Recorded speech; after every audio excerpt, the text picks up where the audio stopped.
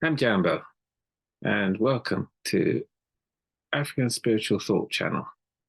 Thank you for joining me. I'm now going to share the screen so that it's easier for you to follow the messages and the ideas of this channel. So, wait right there.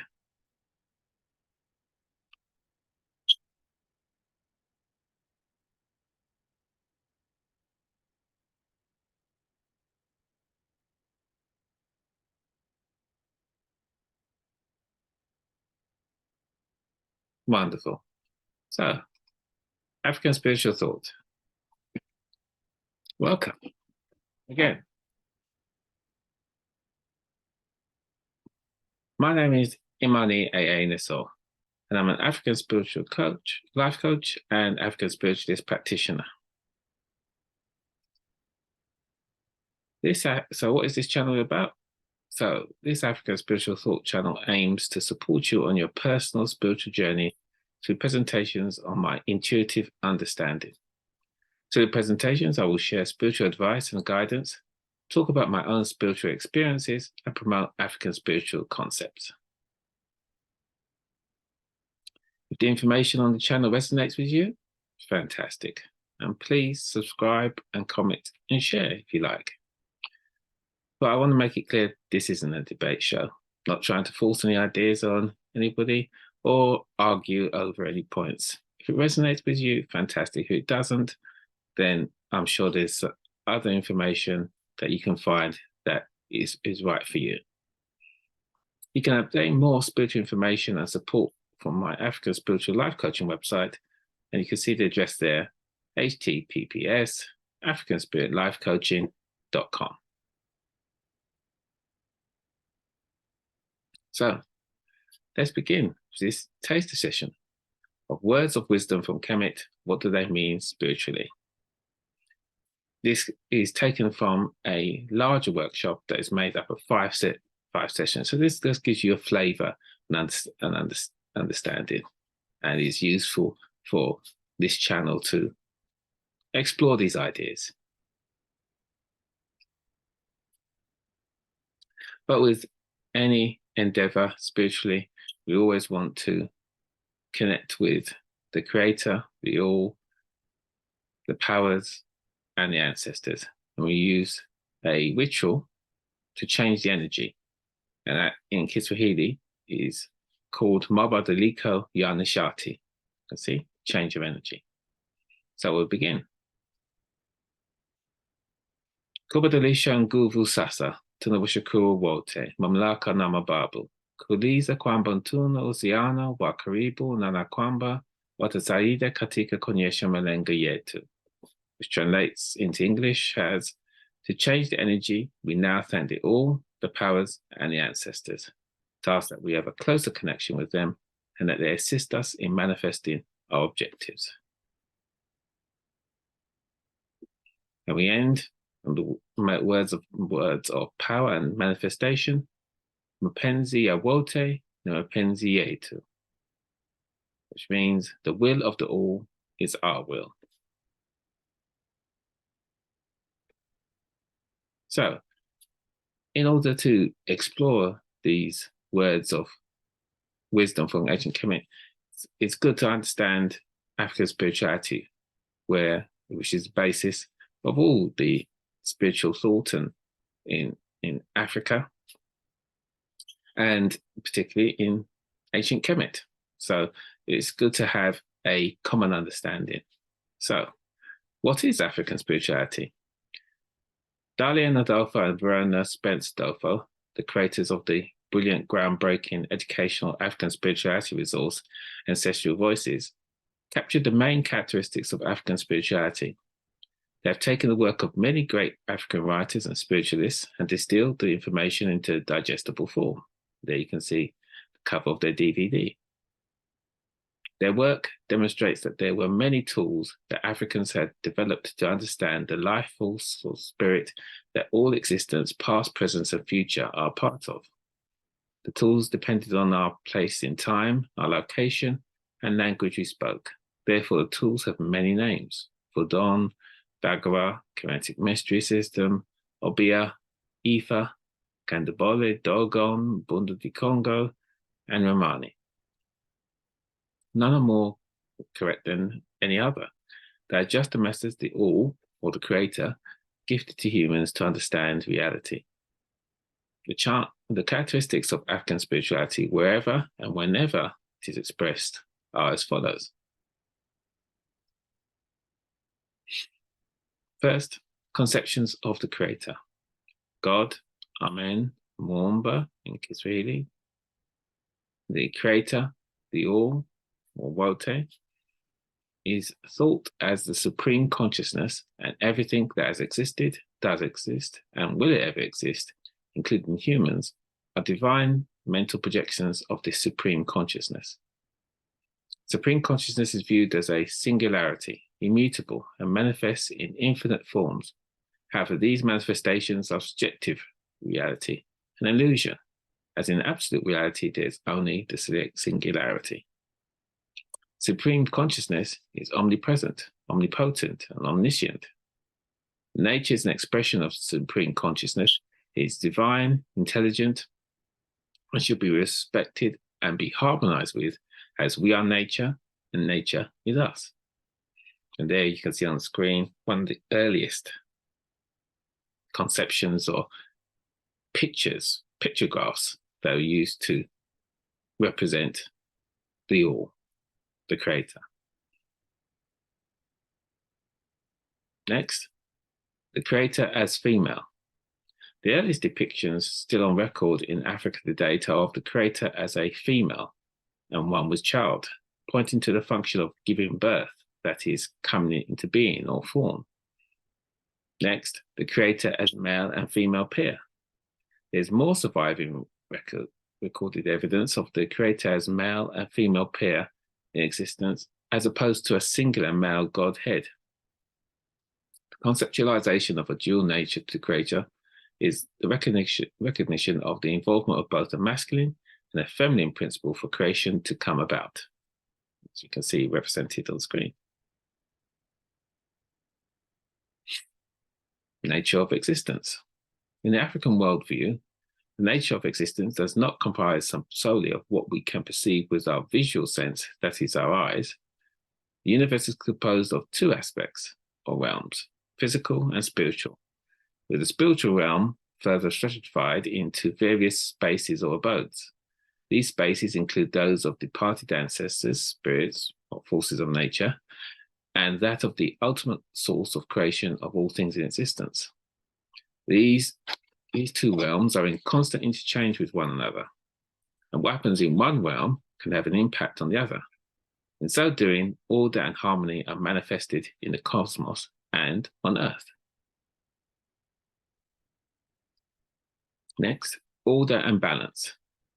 Opposing but complementary forces maintain order and balance as a necessity for harmony between the realms of existence.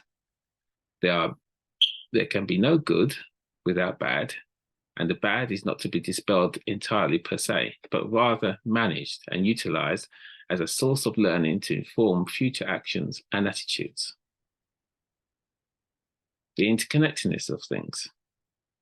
All things in existence have an impact on each other, and this interconnectedness and interplay is a constant dynamic. There are cause and effect relationships to be found in all experiences, acts, and thoughts, and as such, what we will in the mind is manifested in the flesh. There you can see, representing order and balance, the ancient Kemetic principle and power of Ma'at. Correspondence, as above, so below. In African traditional belief systems, it is held that the structure of the social organizations are a reflection of the same hierarchical organization in the spiritual world. Next, cyclical existence. All that is in creation is never lost, even when it decays, withers, and dies, and is no longer discernible by our visible senses. Instead, it is transformed into another form or function, so that existence continuously replenishes itself.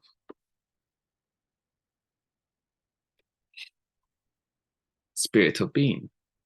In the African worldview, all things in creation have the quintessential essence of the creator contained within it, whether animate or inanimate. an extension of the aforementioned notion of the interconnectedness of things. The all is ancestor. The understanding that the all's presence is in all things is a contributing factor to the conception that the all is also the very first ancestor or progenitor of some communities. African cosmological and religious interpretations of the world show commonalities that conceive the spirits and even the first creator as sharing the same life experiences, needs, and attributes as those of the average human being, as described by Asante and Mazama. That Akan have the saying that God is the first ancestor, and Mze or Elder Vuzamazulu Credo Untwa confirms that the very first name of the all amongst the Zulus, Nkulu Kulu, means great ancestor. It does shed further light as to why ancestor veneration is so important in African societies, because it goes merely beyond just honoring the memory of a direct relative or seeking their assistance. It is ultimately an act of reverence to the all. It is therefore not surprising that transitioned ancestors can be deified, particularly those who lived exemplary lives of benefit to the wider community and set worthy examples for emulation. Elevating them to the sacred status again reflects the understanding that human beings are conceived of aspects of the all, having individually lived experiences, but on death return to that source to reconcile again with it. In summary, African spirituality is whole brain synthesis, congregative thinking, the understanding of the oneness of all things.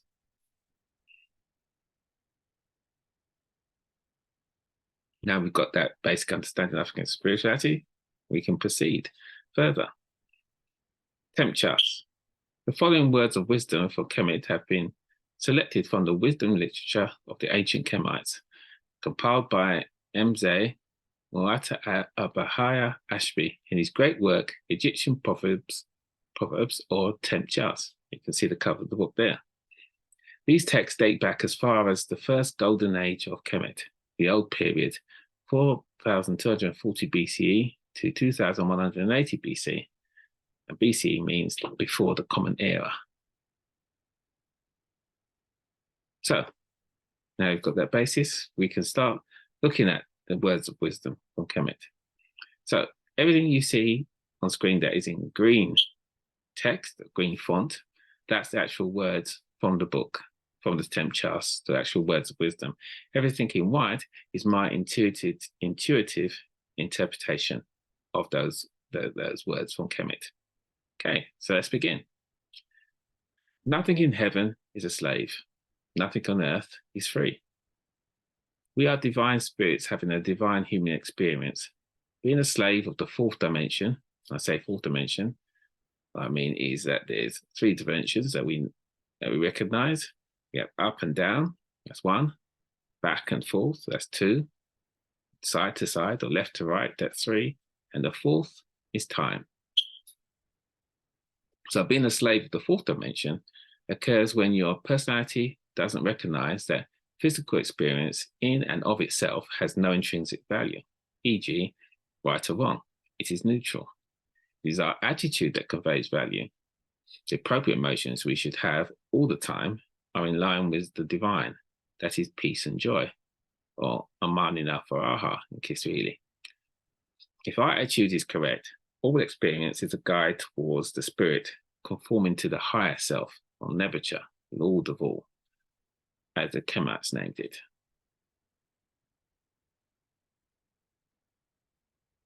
And it is by this method we can control subconscious segregative thinking, that is left brain separating analytical or positional thinking. The belief that only the external world exists, that the natural state of humans is to be emotional, reactive, and animalistic, and can only be changed by a divinity that is external to oneself.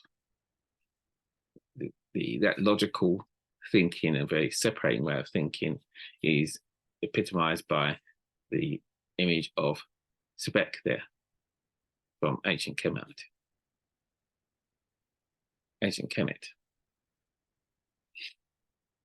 There is not one who is fatherless, motherless in the universe. If you understand that and have experienced one being one with the all, or Wote in Kiswahili, you know that your nature is limitless, boundless, without beginning or end, and individual. Therefore, your nature or higher self has no father or mother and has no need for either, as you are your own father and mother, as you are the self-creating Wote. There can be no more righteous piety than to know the things that are and to give thanks to the Father, Mother, God who made them. Who gives thanks is pious. The pious will get to know both where is truth and what it is. True and moral reverence and thanks, or piety, should be given to all that there is. That is Wote. Being aware of and understanding Wote opens one's consciousness so that existence and your divine purpose is understood. Speak Mart, do Mart. Mart equates as truth, harmony, balance, reciprocity, conforming to the natural order of existence, and love of the all. You can see there the representation again of Mart. Mart is not an intellectual exercise. You have to live it to express it and understand it. It is a way of life. In other words, a culture. And culture is the social behavior, ideas, customs, attitudes of a people or social group. Culture guides what you do and why you do it. So, being devoted to resurrecting from your subconscious your divine self, subsequently your actions and speech conforming to the will of your divine self, being pious in relation to the all, discovering and following your divine purpose in this incarnation is Ma'at. This is one of the spiritual lessons from the story of Al-Sar, Al-Set, and Heru, the foundation of all religious thought. The purpose of all life is to achieve a state of consciousness apart from bodily concerns. The purpose of life is to be devoted to resurrecting from your subconscious your divine self, and subsequently your actions and speech conforming to the will of your divine self, therefore being pious in relation to the all. To assist us to achieve this, we have meditation, so that we can enter into the trance state of the theta state, and that's the brainwave state. There's 5 you can see on the screen there. And there in green is theta state, deep relaxation, meditation, and mental imagery. In this state, we resurrect our higher selves, and conform to our true selves and control our bodily and emotional concerns, as they are illusory and prevent us from freeing ourselves. To free the spirit, control the senses. The way to gain a good reputation is to endeavor to be what you desire to appear. To free the spirit or resurrect our nature from the subconscious, we can utilize meditation so that we can enter into the theta state. In this state, we can resurrect our higher selves, as said before, by controlling our bodily and emotional concerns, as they are illusions and prevent us from freeing ourselves. The impious soul screams, I burn, I am ablaze, I don't know what to cry or do. Wretched me, I am devoured by all the ills that compass me about. Slack, poor me, I neither see nor hear. This is the soul's chastisement of itself, for the mind of man imposes these on the soul. This proverb refers to the faculty of herakuti, the ability to avoid punishing oneself. If one is controlled by one's emotions instead of them serving you as spiritual tools, they will turn on you. They will torture you. This is one of the roles of the lower self. One becomes tortured by one's own emotional thoughts, unable to draw upon the herakuti faculty, as you can see on screen, which is one's divinity and the wisdom to understand that all experience is an illusion, as all is the expression of the singularity, Wote. Therefore, you are a divine being observing a destiny play that you agree to experience as an incarnated divine spark. Also that the all can experience itself. Once you accept the illusion and adopt its false imitation regarding your true essence, you will feel impotent, out of control, and your destiny unfolding at the whim of fate, or that a divinity outside of yourself arbitrarily judges and punishes you. Everything we do is sowing, and all our experiences are harvests. This is mescanet, or as the Hindu Kush called it, karma. That is, you reap what you sow. There's the Kemet, Kemetian representation of mescanet. Emotions are good servants, but poor masters.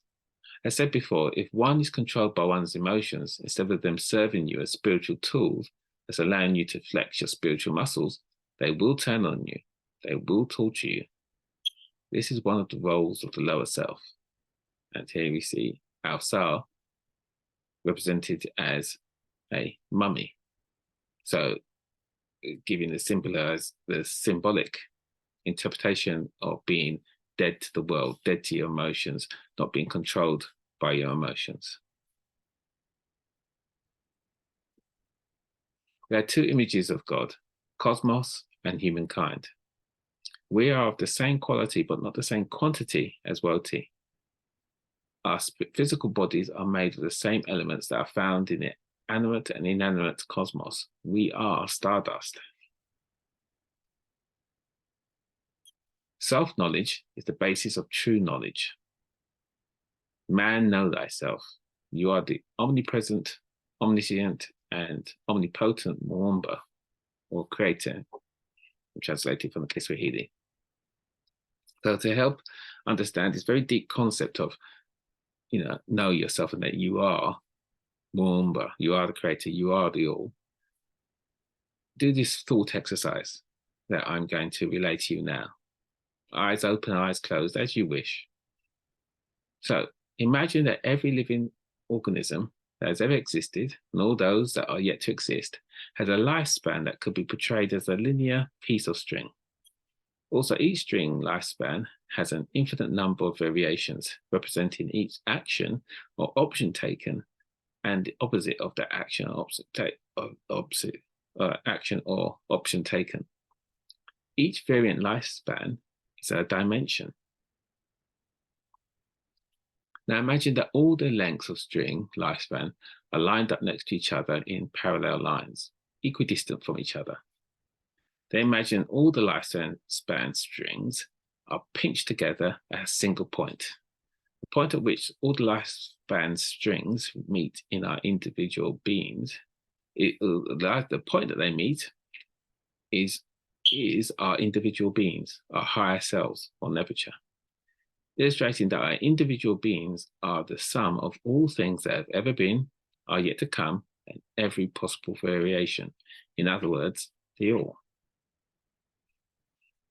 Now imagine that these lifespan strings roll up and scrunch to a pinch point. The strings scrunch up so much that it's impossible to see where one string lifespan begins or ends. It's because the lifespan strings touch, twist, and overlap with each other at many points that transference is possible. So Nebuchadnezzar is able to vibrate with and receive energy from the past, present, future, and multidimensionally from all existence as they converge at the same point. The lifespan strings scrunch so tightly at that single point that they would appear, if you looked from outside, so to speak, as a single entity, the singularity. So hopefully that exercise helped. Next, those who have learned to know themselves have reached that stage which does transcend any abundance of physical existence. But they, through a love that leads astray, expend their love upon their body. They stay in darkness, wandering and suffering through their senses, things of anxiety, unrest, and death. Knowing yourself is you making contact with your Nebuchadnezzar, Nassor, and conforming to its will via trance. This is achieved through transdimensional meditation. But at first, the amnesia of incarnation of coming into being in this fourth dimension, the Geb faculty begins to fade at some point in your life. Then the quiet voice of intuition, or Tahuti, as you can see on the screen there, speaks to you of your true nature, the Alsar faculty, and provides opportunities to learn how to accept the truth and resurrect it from your subconscious. But if you drown out this voice by giving into your addiction to sensual and sensory input, the Set faculty, and trap yourself in the illusion of the fourth dimension, your persona, ego, and intellect become your jailers instead of tools to free you. A devotee of our set is one who ponders over sacred matters and seeks therein for hidden truth. I am a devotee of our set and Tahuti. Oracle readings have revealed that it is my divine purpose, and I am here in this incarnation to advise and guide others on the spiritual path. That is resurrecting Alsar from their subconscious. I must learn, experience, and then share with the willing and seeking. Salvation is the freeing of the soul from its bodily fetters, becoming a god through knowledge and wisdom, controlling the forces of the cosmos instead of being a slave to them, subduing the lower nature through awakening the higher self, ending the cycle of rebirth and dwelling with the Neteru, who direct and control the great plan. Freeing oneself from the concerns of the body and the persona is achieved by attaining and maintaining Hulaganifu and Kwamani, which is equanimity and equipoise, in all situations by living a life guided by your higher self, which you can see there represented as my art.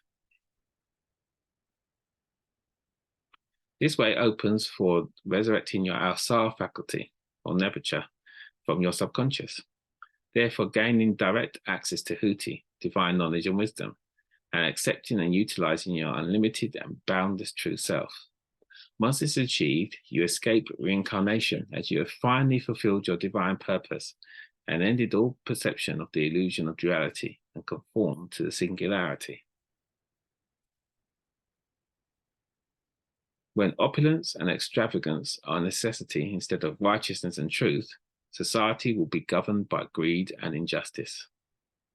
When the self or society, that are both your mental projections, are distracted by death's tinsel, that is sensory and sensual experience, then selfishness, greed, pride, and injustice will appear to have the upper hand, symbolized by Set from ancient Kemet, which is on screen. Asante kwa kushirikiana nami. Thank you for sharing with me.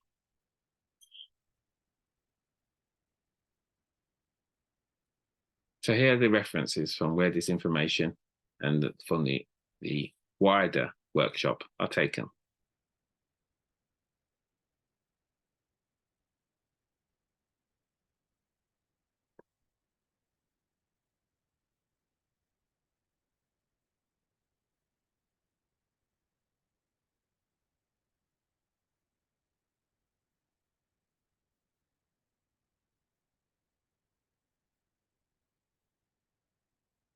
So want to know more? If you'd like to enroll onto the 5 workshops that this taster was drawn from, then please contact me at African Spiritual Life Coaching. But what is African Spiritual Life Coaching? So there you can see the website where you can, which you're already on.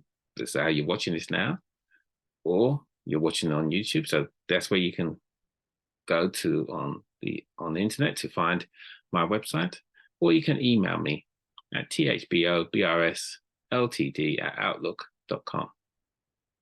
So African Spiritual Life Coaching, or ASLC, or Mafunzo ya Maisha ya Kiroho ya Kiafrika in Kiswahili, aids those searching for an understanding of a connection to and the ability to follow their divine self or higher self by sharing how to submit to a oneness with that divine self.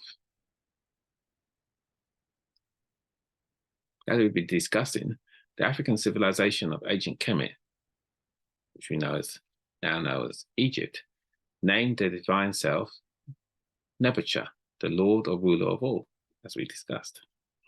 ASLC adopts this great African spiritual understanding of the divine self, and so uses the same name for this divine energy, Nebuchadnezzar.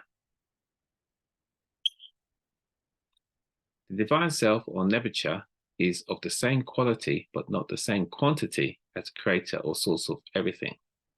The creator or source of everything was simply described as the All in ancient Kemet.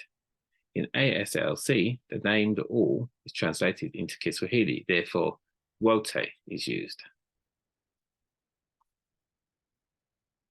This submission to a oneness with the divine self, or Nebuchadnezzar, is taught by ASLC via the Kiswahili affirmation and goal of Mapenzi wote ni mapenzi yangu, which translates in English to the will of the All is my will, which means the All and my divine self, or Nebuchadnezzar, are one, and I submit to my divine self.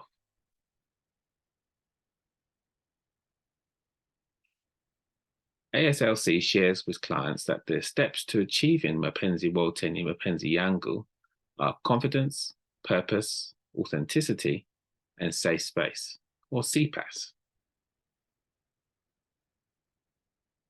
CPASS means confidence, to connect with, listen to, and trust and follow your divine intuition. P for purpose, to identify, understand, and begin to implement your spiritual purpose. In the spirit realm, your divine self, or Nebuchadnezzar, agreed with the All, or Wote, to implement your spiritual purpose once you were incarnated in the physical realm as you.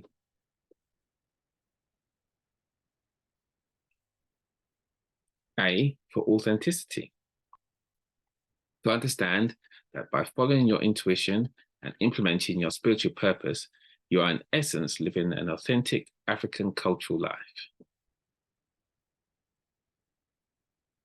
And SS stands for safe space. ASLC provides a safe space for Africans to spiritually develop the attainment of Mapenzi wote ni mapenzi yangu. Examples of intuitive CPASS services provided are a meditation course, tarot and cowrie shell divinations, workshops, spiritual advice, and consultations and blogs. We began the ritual with words of power, and so we'll end on the words of power. Mapenzi ya wote ni mapenzi yetu. The will of the All is our will. So I thank you for joining me, and I look forward to sharing with you and to have you join me on the website or for more of the information on this channel. Thanks again. Kwaheri. Go well.